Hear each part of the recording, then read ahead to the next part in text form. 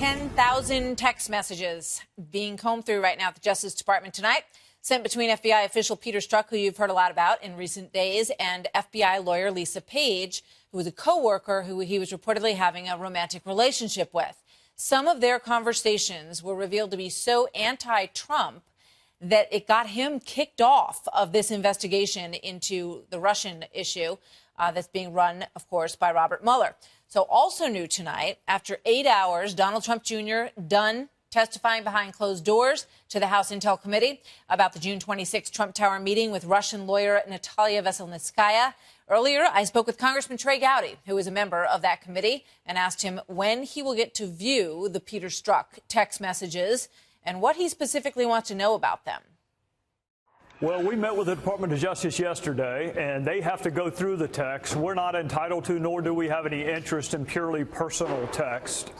We're very interested in both anti-Trump and or pro-Clinton text because, as you made reference to, he was a very important agent in her investigation, also in the ongoing Russia-related investigation, perhaps the decision for Comey to change the wording in his July 5th statement. So he's super important, and people have a right to know whether agents are biased one way or another. So the department's going to go through the text, and then they're going to make them available to us as soon as they can. Do you still have confidence in the Mueller investigation and that team?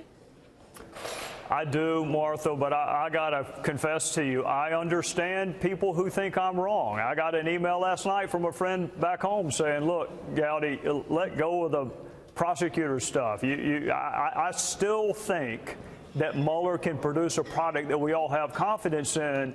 But things like this make it really difficult. The perception is every bit as important as the reality. And if the perception is you're employing people who are biased, it makes it really difficult for those of us who would like to defend the integrity of former prosecutors and heads of the FBI. All right. Now, in terms of the 8-hour-plus grilling, according to the reports that are coming out of Donald Trump Jr. today, was it a grilling in there? Is that how you would characterize it?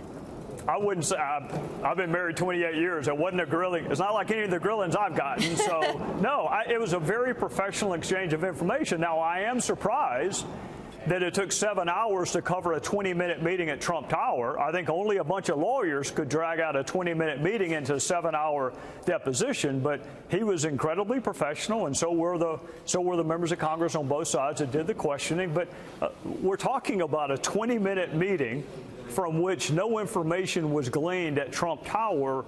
So how you get 7 hours out of that for a bunch of guys and gals that aren't paid by the hour, it was quite a sight to see. Yeah. Is there any suggestion that there was anything illegal that transpired on the part of Donald Trump Jr. in that meeting?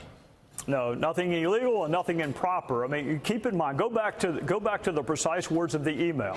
The person who alleged to have information said official documents or information related to Hillary's ongoing dealings with Russia. Okay, she was the Secretary of State, she was a U.S. Senator, and she was a First Lady.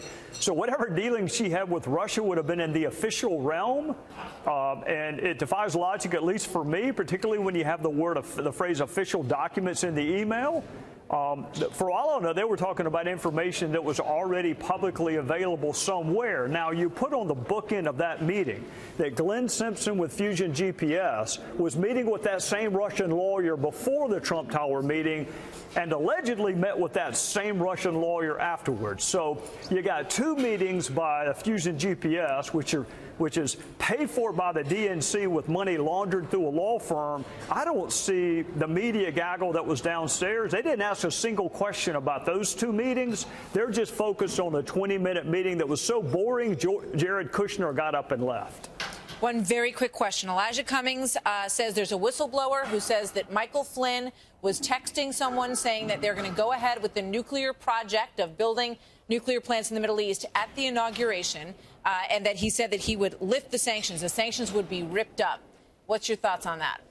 The first I heard of it was today. I was in a skiff all morning, so I heard about it at the same time you heard about it, which I don't know why Democrats won't give you the letter before they give it to the press. But I learned about it when you learned about it, and I went and gave a copy of the letter to Adam Schiff and Mike Conaway, who are the two top folks on HPSI, on House Intel, and said if we need to add people to the witness list, let's do it. I want to know everything there is to know about Flynn and Russia, but I'm not going to interfere with Mueller. And I don't think every committee of Congress needs to investigate the same fact pattern. So HPSI can do it. I gave the letter to Adam and Mike Conaway, and whatever they want to do with it, I'm all for. All right. Congressman, thank you so much. Trey Gowdy, yes, ma'am. Good to see you as thank always. You. Yes, ma'am.